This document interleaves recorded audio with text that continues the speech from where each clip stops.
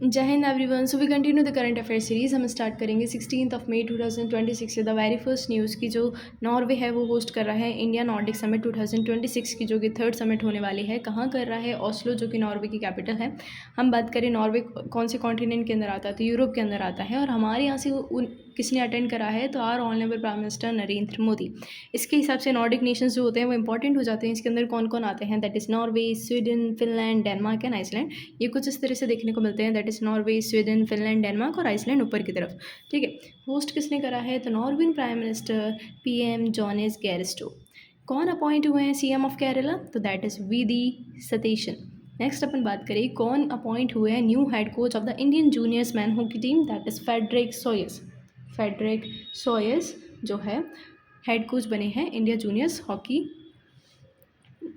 Man hockey team के। ठीक है। नेक्स्ट अपन बात करें शिवराज सिंह चौहान जो है उन्होंने बुक लिखी है जिसका नाम है अपनापन, और या फिर वो बताते हैं my experience with Narendra Modi, जो कि फॉर्मर सीएम रहे हैं एमपी के अंदर। एट प्रेजेंट हाल ही के अंदर यूनियन होम मिनिस्टर हैं एग्रीकल्चर एंड फार्मर्स वेलफेयर के। ठीक है। तो एट प्रेजेंट के अंदर कौन है सीएम ऑफ एमपी? तो that is doctor Mohan Yadav. Ajit Narayan जो है उन्होंने ब्रॉन्ज मेडल जीता है 71 केजी के अंदर। कहाँ जीता है? एशियन वेट लिफ्टिंग चैंपियनशिप के अंदर। दिल्ली जो है वो लॉन्च कर रहा है 90 दिन का कैंपेन जिसका नाम है मेरा भारत मेरा योगदान। मेरा भारत मेरा योगदान 90 दिन का कैंपेन दिल्ली गवर्नमेंट ने स्टार्ट करा है। पहला केस निकाह हलाला। निकाह हलाला इज़ अ इस्लामिक प्रैक्टिस जो कि किसके अंडर के अंदर आई है? That is under UCC uniform civil code, जो कि आर्टिकल 44 के अंदर हमारे को देखने को मिलता है टीपीएसपी के। ये कहाँ दर्ज हुआ है पहला केस? तो उत्तराखंड के अंदर दर्ज हुआ है। सदैव यादव जो है वो इलेक्ट हुए हैं अनअपोज्ड प्रेसिडेंट कहाँ के? South Asian weight lifting federation. South Asian weight lifting federation की। ये मोस्ट इंपॉर्टेंट हो जाता है हमारा। दैट इज़ इंडिया का रैंक कितना आया है हेनले पासपोर्ट इंडेक्स 2026 के अंदर? That is 78। 2025 के अंदर 85 था, अभी 78 है। इसके अंदर हमारे को जो 56 डेस्टिनेशन प्लेसेस हमारे को विदाउट ट्रेडिशनल वीज़ा हम ट्रैवल कर सकते हैं। ठीक है। अपर्णा जो है उन्होंने गोल्ड मेडल जीता है। किसके अंदर जीता है? तो 52 केजी के अंदर जीता है। कहाँ जीता है? मकाओ के अंदर। और 11 सांडा वर्ल्ड कप के अंदर जीता है जो कि मकाओ के अंदर हेल्ड हुआ था। नेक्स्ट अपन बात करते हैं the lion species spotlight program, जो कि लॉन्च करे गया है। कहाँ किया गया है? ससन गिर, गुजरात। ससन गिर या फिर गिर नेशनल पार्क, बोलो एक ही बात है, जो कि एस्टेब्लिश हुआ था 1965 के अंदर। लायन स्पीशीज़ स्पॉटलाइट प्रोग्राम जो कि कहाँ लॉन्च हुआ? ससन गिर, गुजरात, जिसे गिर नेशनल पार्क बोलते हैं अपन। ठीक है। इंडिया प्लान कर रहा है कि वो कनेक्ट करे किससे? ओमान से कनेक्ट करे डायरेक्टली। किसके? मतलब डायरेक्ट गुजरात से ओमान हम वहाँ पे कनेक्ट करें थ्रू यहाँ पे 40 करोड़ की वो बताई है, लागत बताई है सबसी गैस पाइपलाइन के थ्रू। ठीक है। मतलब डायरेक्टली हम कनेक्ट करना चाह रहे हैं गुजरात से ओमान, जिससे हम हमारा जो गैस कनेक्शंस है वो वहाँ से डायरेक्ट हम ले सकें बाय स्ट्रेट ऑफ हॉर्मुज। तो देखो स्ट्रेट ऑफ हॉर्मुज से दो वाटर बॉडीज़ जो कनेक्ट करती है वो कौन कौन सी है? That is Persian gulf west के अंदर देखने को मिलेगा, और ईस्ट के अंदर हमारे को क्या देखने को मिलेगा? Gulf of Oman and Arabian sea. On the other hand वो कोई दो लैंड मासेस को सेपरेट करती है। तो नॉर्थ ऊपर करती है ईरान को और नीचे करती है ओमान और यूएई को। ठीक है। नेक्स्ट अपन बात करते हैं, इंपॉर्टेंट हो जाता है स्ट्रेट ऑफ हॉर्मुज इसके पर्सपेक्टिव से।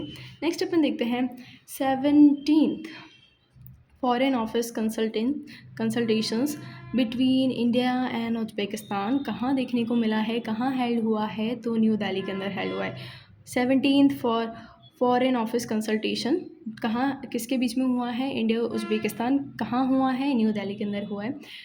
Netherlands to return 11th century Chola copper plate to India during PM Modi visit. तो जो अपने प्राइम मिनिस्टर है उन्होंने 5 नेशंस का विजिट करा था यूएई से, तो उस दौरान वो नीदरलैंड भी गए थे। तो उन्होंने जब वो रिटर्न हो रहे थे तो वहाँ से हमारे को 11th सेंचुरी की चोला कॉपर प्लेट उन्होंने दी। ठीक है। So PM Modi began his 5 nation tour from UAE. Abu Dhabi से उन्होंने स्टार्ट करा था। वो कौन कौन से नेशंस है? दैट इज़ पहला यूएई, फिर नीदरलैंड, फिर स्वीडन, नॉर्वे एंड इटली। इन सब के Capitals just remember it down. ठीक है। ये हमने करा क्यों? Strategic cooperation with the European Nations के साथ। इस दौरान हमारा फोकस था सबसे पहले ट्रेड पर, एनर्जी सिक्योरिटी पर, एआई एंड टेक्नोलॉजी पर एंड स्ट्रेटेजिक पार्टनरशिप पर। फोकस था। इस दौरान हम जो हमारे प्राइम मिनिस्टर हैं उन्होंने 5 नेशंस का टूर करा। नेक्स्ट अपन कंटिन्यू करते हैं। 17 मई 2026 से मिनिस्ट्री ऑफ होम अफेयर्स जो है उन्होंने अप्रूव करा है additional India reserve battalion for the Tripura to strengthen the internal security. कहने का मतलब जो वहाँ पे त्रिपुरा स्टेट राइफल थी जो कि एस्टेब्लिश होती है 1984 के अंदर, किसके अंडर में, त्रिपुरा पुलिस के अंदर। लेकिन अब वहाँ पे उन्होंने क्या, जो home minister, ministry of home affairs है, उन्होंने ये बोला है कि एक इंडियन रिजर्व बटालियन भी होगी जो कि त्रिपुरा को सेफगार्ड करेगी उनके सिक्योरिटी पर्पज़ से। ठीक है। नेक्स्ट जो इंडिया मर्चेंडाइज एक्सपोर्ट जो है वो बढ़ा है टू 43.56 बिलियन इन अप्रैल 2026 को अंदर।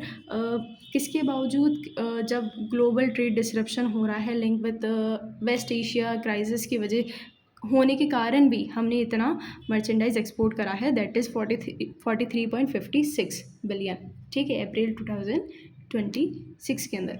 नेक्स्ट अपन बात करते हैं union home minister Amit Shah call for the unified global legal framework to combat narcotics network and narcotics terrorism. देखो जो हमारे होम मिनिस्टर हैं अमित शाह, उन्होंने बोला है कि यूनिफाइड ग्लोबल एक लीगल फ्रेमवर्क बनाया है किसके लिए, कि वो लड़ सके जो भी नारकोटिक्स नेटवर्क्स जितने कनेक्टेड है उनसे लड़ सके, या फिर नारकोटिक्स जितने भी टेररिज्म हो रहे हैं इससे रिलेटेड उसको देख सके। तो किसके थ्रू देख सकेंगे, that is unified global legal framework के थ्रू। इंडिया का फर्स्ट सैटेलाइट टैग्ड गंगी soft shell turtle was release in Kaziranga national park, जो कि कहाँ है, काजीरंगा असम के अंदर। ये जो है इंडेंजर्ड फ्रेश वाटर रेप्टाइल है, ठीक है ना, दैट इज़ पहली बार टैग हुआ है। फर्स्ट इंडिया का first satellite tagged Ganges soft shell turtle, जिसका नाम क्या है, नेल्सोनिया गैंगेटिका, नेल्सोनिया गैंगेटिका। ठीक है। नेशनल टेस्टिंग एजेंसी इंटेंसिफाई कर रही है, ध्यान देने के ऊपर किसकी बोल रही है, मॉनिटरिंग के एग्ज़ाम पेपर की जो सेटिंग है उसको मॉनिटरिंग करेंगे, एग्जामिनेशन पेपर सेटिंग सिस्टम है ना, एग्ज़ाम की इंटीग्रिटी मतलब उसकी जो अखंडता है वो टूटे ना। ठीक है। Rising crude oil prices due to the tensions in the west Asia, जो अभी एट प्रेजेंट में अपन ने देखा ही था कि वेस्ट एशिया क्राइसिस की वजह से यहाँ पर जो क्रूड ऑयल प्राइसेस जो थे इंक्रीज़ हो गए थे, continue to impact India trade balance and economic outlook. Next most important that is Manipur स्टर, यानी कि जो मणिपुर के लोग हैं वो पब्लिक प्रोटेस्ट कर रहे हैं। Cookies want president rule back, जो कुकी वहाँ पे एक कम्युनिटी है जो वो क्या चाह रही है, प्रेसिडेंट का रूल वापस आ जाए। प्रेसिडेंट रूल क्या है, अपन जैसे एक बार जस्ट थरली इसको देखते हैं। प्रेसिडेंट रूल आर्टिकल 356 के अंदर हमारे को देखने को मिलता है। प्रेसिडेंट रूल है तो ऑब्वियस सी बात है प्रेसिडेंट ही इम्पोज करेगा इसे, किसकी रिकमेंडेशन पे करेगा, तो वहाँ के गवर्नर से तो पूछेगा भाई यहाँ पे हुआ क्या था, वो अपन को थोड़ा सा आउटलुक देंगे कि भाई ऐसे ऐसा बात हुई है तो अपन को अब यहाँ पे इम्पोज करना चाहिए। तो रिकमेंडेशन ऑफ गवर्नर। अप्रूवल किससे लेगा, अप्रूवल लेगा कि भाई पार्लियामेंट विद इन 2 मंथ्स की, जो पार्लियामेंट को अप्रूवल देना पड़ेगा 2 महीनों के अंदर। इनिशियल ड्यूरेशन जो है आप 6 महीने के लिए लगा सकते हैं और ज़्यादा से ज़्यादा आप 3 साल के लिए इसे लगा सकते हैं। प्राइम मिनिस्टर ने जो रिसीव करा है the royal orders of the pole star degree commander grand cross and Sweden, ये मोस्ट इंपॉर्टेंट हो जाता है। ठीक है। जो हमारे ऑनरेबल प्राइम मिनिस्टर हैं उन्हों को स्वीडन का हाईएस्ट ऑनर मिला है जिसका नाम है the royal order of pole star degree commander grand cross. ठीक है। ये होस्ट कहाँ करा गया था, तो जुटेनबर्ग के अंदर करा गया था। ये स्वीडन का oldest and most distinguish honour है। ये स्टार्ट होता है 1800 शताब्दी के 18th सेंचुरी के अंदर। ठीक है। और ये स्वीडन का हाईएस्ट ऑनर है और ये दिया जाता है foreign head of the government, जो कि पब्लिक सर्विस के अंदर बहुत ज़्यादा अच्छा काम करते हैं और स्ट्रेंथन करते हैं रिलेशनशिप को। नेक्स्ट हम देखते हैं दैट इज़ इंडिया नेवी जो है, इंडियन नेवी जो है उन्होंने इनोग्रेट करा है नेवल सेलिंग नोड। कहाँ करा है, तो भोपाल के अंदर करा है। अपर लेक जो कि भोपाल कहलाता है भोपाल के अंदर। प्रेसाइड किसने प्रेसाइड करा है, ऑब्वियस सी बात है ये नेवल का काम है, तो वहाँ पे कौन होते हैं सबसे बड़े, तो naval chief navy staff that is admiral Dinesh Kumar Tripathi sir, जो एट प्रेजेंट में अभी 31 मई को उन्होंने रिटायर्ड करा है। ठीक है। नेक्स्ट हम बात करें इस दौरान किसने पार्टिसिपेट करा था, तो that is Indian Navy watermanship training centre Visakhapatnam जो है उन्होंने navy rowing kayaking and canoeing teams ने इसके अंदर पार्टिसिपेट करा है। ये पूरा ये ऑर्गेनाइज क्यों हुआ था, ये एमपी के अंदर ऑर्गेनाइज होता है, जो मोटिवेट एमपी का जो यूथ है वहाँ को उन्होंने सीखा इससे टू कि वो वाटर स्पोर्ट्स के अंदर उतरे और वो इंस्पायर हो जॉइन करने के लिए डिफेंस फोर्सेस को।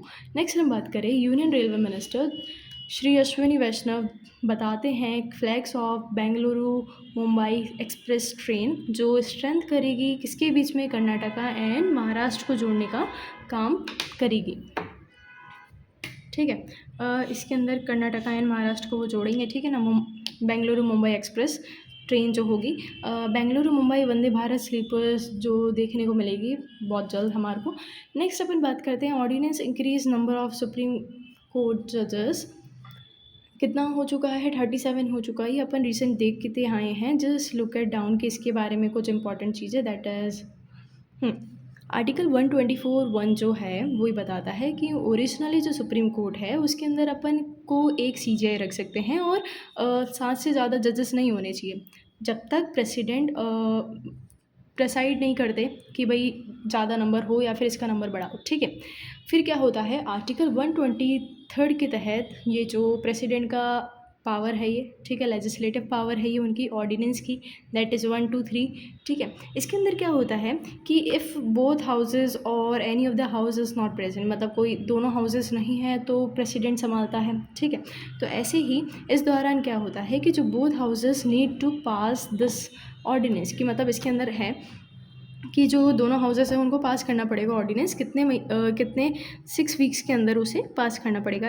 अगर वो 6 वीक्स के अंदर पास नहीं करते हैं तो उसे क्या कर दिया जाएगा, रिजेक्ट कर दिया जाएगा, ठीक है। रिजेक्ट कर दिया जाएगा, या तो दूसरी शर्त ये हो सकती है, पहले तो वो पास करे 6 वीक्स के अंदर अंदर पास कर दे, वरना वो अपना आप रिजेक्ट हो जाएगा, या फिर वो खुद ही रिजेक्ट कर सकते हैं या फिर अप्रूव कर सकते हैं ऑर्डिनेंस को, ठीक है। नेक्स्ट अपन बात करें कि जो प्रेसिडेंट जो है वो वापस ले सकता है उसको, जो भी उन्होंने विड्रॉ करा था वो खुद का एक्सप्लेनेशन वापस ले सकते हैं। थर्ड ये बताते हैं कि जो ऑर्डिनेंस कैन बी प्रोमलगेटेड यानी कि लागू किया जा सकता है जबकि वो इम्प्लीमेंटेड हो एज अ लॉ। जब तक वो लॉ की तरह इम्प्लीमेंट नहीं है तो उसको अपन ऑर्डिनेंस की तरह लागू नहीं कर सकते हैं, ठीक है। तो ये जस्ट अपन ने प्रेसिडेंट की पावर देखी थी, ये इससे रिलेटेड है, ठीक है। नेक्स्ट अपन देखते हैं जो सुप्रीम कोर्ट जो है नंबर ऑफ जजेस एक्ट 1956 के तहत में क्या होता है, in the legislation originally fix करा गया था कि जो number of maximum number of जजेस है वो कितने रहने वाले हैं, 10 रहने वाले हैं, ठीक है, एक्सक्लूडिंग CGI, मतलब 10 + 1 होने वाले हैं। तो ये जो एवोल्यूशन हमारे को देखने को मिला सेंशन स्ट्रेंथ एक्सक्लूडिंग हटा के CGI को, तो पहले जब 1950 में 7 जजेस थे, फिर 1956 के अंदर 10 जजेस देखने को मिले, 1960 के अंदर हमारे को 13 जजेस देखने को मिले, 77 के अंदर 17 जजेस देखने को मिले, 86 के अंदर 25 जजेस देखने को मिले, 2009 के अंदर कितना स्ट्रेंथ हो गया, 30 हो गया, 2019 के अंदर हमारे को 33 जजेस देखने को मिले, 2026 ऑर्डिनेंस के तहत 37 जजेस और एक CGI, तो हमारी टोटल स्ट्रेंथ अभी हम पढ़ ही रहे हैं, दैट इज़ 38, है ना। Amending session 2 of the 1956 Act. So it is just a summary of the polity जो इसके थ्रू ये just rules and regulation follow करते हैं, ठीक है। पहले बताया गया था कि जितने ओरिजिनली एक CGI होनी चाहिए और 7 से ज़्यादा नहीं होना चाहिए, पार्लियामेंट बताएगा तो उसकी जो स्ट्रेंथ होगी बढ़ेगी। फिर ऑर्डिनेंस में उन्होंने ऑर्डिनेंस लागू करा, ये लेजिस्लेटिव पावर होती है, जब दोनों हाउसेस प्रेजेंट नहीं होती तो ऑर्डिनेंस लगा सकते हैं, वो पास करेंगे तो 6 हफ्तों के अंदर उन्हें पास करना पड़ेगा, वरना अपना आप रिजेक्ट हो जाएगा, या फिर वो रिजेक्ट कर सकते हैं या फिर अप्रूव कर सकते हैं, या फिर जो प्रेसिडेंट है उसे अपना विड्रॉ भी कर सकता है, या फिर और वो एक ही शर्त पर उसे लागू कर सकता है जबकि वो इम्प्लीमेंट हो एज ए लॉ की तरह। जो सुप्रीम कोर्ट की जो नंबर ऑफ जजेस एक्ट है 1956, ये इंपॉर्टेंट हो जाता है, ठीक है, मोस्ट इंपॉर्टेंट 1956। तो 1956 के तहत उन्होंने क्या बताया था कि मैक्सिमम 10 नहीं होने चाहिए, मैक्सिमम जो ओरिजिनली फिक्स बताया था वो कितना था, 10 जजेस का। तो 1950 के अंदर 7 थे, फिर 1956 के अंदर 10, ऐसे करके हमारे को स्ट्रेंथ देखनी है। अभी 26 के अंदर 37 हो चुके हैं और एक chief justice of India, that's it.